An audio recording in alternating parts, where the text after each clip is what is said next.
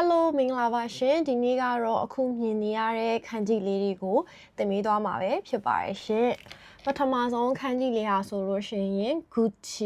Gucci ဆိုတာမြန်မာလိုဆိုလို့ရှိရင်ပါဇက်ဆိုပြီးတော့အတိတ်ပဲရပါတယ်ဘာလို့သူ့ကိုပါဇက်လို့ပြောရလဲဆိုလို့ရှိရင်ပါဇက်ပုံလေးနဲ့မတူဘူးလားယင်လိုလေးလေနော်အဲ့တော့ပါဇက်ပုံလေးနဲ့တူတဲ့အတွက်ကြောင့်မို့လို့ဒီကောင်လေးဒီ Gucci ပါဇက်ဆိုတဲ့ခန်းကြီးလေးဖြစ်လာတာပါပါဇက်ခန်းကြီးလေးကိုအလယ်ကနေတစ်ပိုင်းပိုင်းလိုက်တယ်ဆိုလို့ရှိရင်အဲ့ဒါက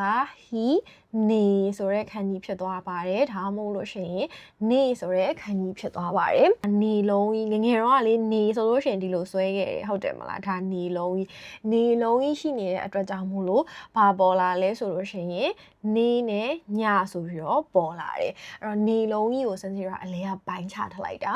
အဲ့ဒါကနေဖြစ်သွားတယ်ပေါ့နော်အဲ့တော့အဲ့ဒီပုံစံမျိုးအတိုင်းပဲစင်စီတော့ခန်းကြီးဒီလဲပဲနေလုံးကြီးကိုအလဲကနေပိုင်းချလိုက်တယ်အလဲကနေပိုင်းထားတာပေါ့နော်အဲ့တော့ဒါလေးကနေဆိုရဲခန်းကြီးလေးဖြစ်သွားတာပါအဲ့ဒီနေခန်းကြီးကိုစန်စီတို့ကအပေါ်ကနေပြီးတော့အချောင်းဆွဲလိုက်လို့ရှိရင်ပြီးဘာဖြစ်သွားလဲဆိုတော့အနောက်က e ထွက်ပြီးတော့ရှီရို e ဆိုရဲခန်းကြီးလေးဖြစ်သွားပါတယ်ဖြူသောဆိုရဲအဓိပ္ပာယ်ပါဖြူသောအဖြူရောင်ပေါ့နော် e ထွက်ရင်ရှီရို e ဖြူသော e မပါဘူးဆိုလို့ရှိရင်ရှီရိုအဖြူရောင်ဆိုရဲခန်းကြီးပါအဲ့တော့သူဒီဘယ်ကလာတာလဲဆိုလို့ရှိရင်ဒီနေကနေလာတာဒါနေကိုတချောင်းဆွဲလိုက်လို့ရှိရင်ရှီရိုအဖြူရောင်ဖြစ်သွားတယ်အဲ့တော့နေတိုင်းဖြူစင်စွာနဲ့ရှင်သန်နေတယ်ပေါ့နေတိုင်းဖြူစင်စွာနဲ့ရှင်သန်နေပါတယ်ပေါ့ဒါကရှီရိုဤခန်းကြီးဖြစ်ပါတယ်ရှီရိုဤခန်းကြီးကိုမှာစန်စီရောကတကယ်လို့အပေါ်ကနေပြီးတော့ဘာဖြစ်လဲဆိုလို့ရှိရင်ဒီလိုတချောင်းဆွဲလိုက်တယ်ဆိုလို့ရှိရင်ဟျခုဆိုတဲ့ခန်းကြီးဖြစ်သွားပါတယ်အဲ့တော့ဟျခုဆိုတာက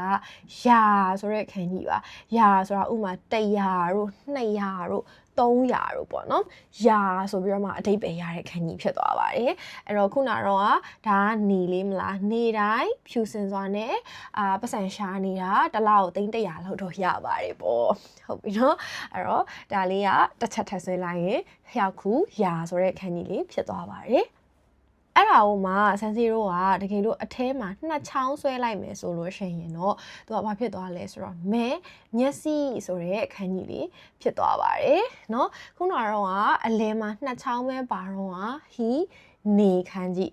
အလဲမှာဒီလို၃ပိုင်းကတ်လိုက်တဲ့အချိန်မှာကျတော့မျက်စိဆိုပြီးတော့ဖြစ်သွားပါတယ်အဲ့တော့ဘာကြောင့်မျက်စိဆိုပြီးတော့ဖြစ်တာလဲဆိုလို့ရှိရင်ဒီလိုမျိုးလေးကိုစားပြရဲပေါ့နော်ပုံလေးကိုကြည့်မယ်ဆိုလို့ရှိရင်စင်စီတော့ငငယ်မျက်စိဆိုလို့ရှိရင်ဒီလိုလေးဆွဲခဲ့တယ်မလားဒါလေးဆိုဒါမျက်စိကိုစားပြရဲလေအဲ့တော့ဒီပုံစံလေးကိုသူကဒီလိုလေးထောင်လိုက်တာအဲ့တော့ထောင်လိုက်လေးထောင်လိုက်တော့တစ်ကန်နှစ်ကန်သုံးကန်ဆိုပြီးတော့ဖြစ်သွားတယ်အဲ့ဒါကြောင့်မို့လို့ဒီလိုလေးသုံးကန်ပါသွားတာပေါ့အမှန်တော့ဒီပုံလေးပေါ့နော်အဲ့တော့အဲ့ဒီပုံလေးကိုအထောင်လိုက်ထောင်လိုက်တဲ့အချိန်မှာ3ကပ်ဖြတ်သွားပြီးတော့မှမျက်စိဆိုပြီးတော့ဖြစ်သွားပါတယ်။အဲ့ဒီမျက်စိခန်းကြီးကိုအောက်ကခြေထောက်လေး2ချောင်းထည့်ပေးလိုက်မယ်ဆိုလို့ရှိရင်တော့အဲ့ဒါက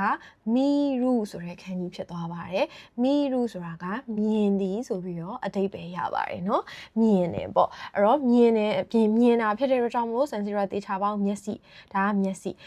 ကိုအောက်ကအချောင်း2ချောင်းထည့်ပေးလိုက်တယ်ဆိုရင်အဲ့ဒါမီရုမြင်သည်ဆိုပြီးတော့ဖြစ်သွားပါတယ်။မျက်လုံးဆိုတဲ့အခန်းကြီးကိုခုနလိုပဲအပေါ်မှာဒီလိုတစ်ချောင်းထည့်ပေးလိုက်မယ်ဆိုရင်တော့သူက G ဆိုတဲ့အခန်းကြီးဖြစ်သွားပါတယ်။ G ကတလုံးနဲ့တော့ဘာအဓိပ္ပာယ်မှမရှိပေမဲ့သူအသုံးများတာက G ဘွန်းဆိုတဲ့နေရာမှာသုံးပါတယ်။ G ဘွန်းဆိုတာမိမိဆိုတဲ့အဓိပ္ပာယ်လေမိမိကိုယ်တိုင်တို့ပါတော့လေဒါမှမဟုတ်ရင် G ရှင်းဆိုရင်မိမိကိုယ်ကိုယုံကြည်မှုတို့ပါတော့ပေါ့နော်အဲ့လိုမျိုးမှာသုံးပါတယ်အဲ့တော့မျက်လုံးခန်းကြီးကိုတစ်ချောင်းထည့်လိုက်ရင်G ဆိုပြီးတော့မှဖြစ်သွားပါတယ်။ပြီးရင်ဆန်စီတို့ကအဲ့ဒီမျက်လုံးခန်းကြီးကိုတကယ်လို့အောက်မှာဒီခန်းကြီးလေးမှတ်မိသေးလားဟာချီဆိုရရှစ်ခဏန်းလေးတွေထည့်လိုက်လို့ရှင်ကျတော့ဘာဖြစ်သွားလဲဆိုလို့ရှင်ခယူဆိုတဲ့ခန်းကြီးလေးဖြစ်သွားပါတယ်เนาะခယူဆိုတဲ့ခန်းကြီးလေးဖြစ်ပါတယ်ပုံနဲ့ကြည့်မယ်ဆိုလို့ရှင်ဒီလိုခယူပုံလေးပေါ့เนาะထားပါတော့စင်ကြီးကလည်းပုံဆွဲတာအရန်တော်တယ်ဆိုခယူခွန်လေးတွေလေเนาะအဲ့လိုခယူခွန်လေးတွေရဲ့ပုံလေးနဲ့သွားတူမယ်ပေါ့เนาะအဲ့တော့ဒါလေးကခယူဆိုတဲ့ခန်းကြီးလေးဖြစ်သွားပါတယ်စန်စီရိုကဒီကောင်လေးဆိုရင်မျက်လုံးဒါလေးဆိုရင်ခယူကိုအပေါ်ကမျက်လုံးလေးထပ်ထည့်လိုက်တယ်ပေါ့နော်ဒါဆိုလို့ရှိရင်ဘာဖြစ်သွားလဲဆိုတော့ခဦးဝယ်သည်ဆိုပြီးတော့ဖြစ်သွားပါတယ်